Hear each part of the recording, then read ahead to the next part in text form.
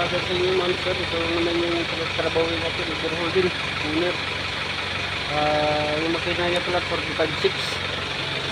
Ito yung nagtrabahuin ka kay yan.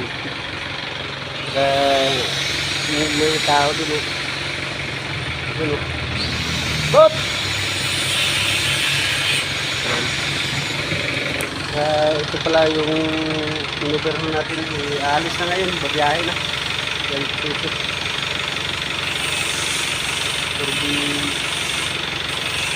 For the G1.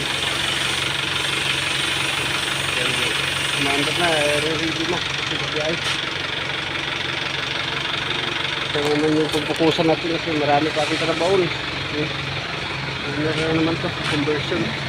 5.6 overhauling.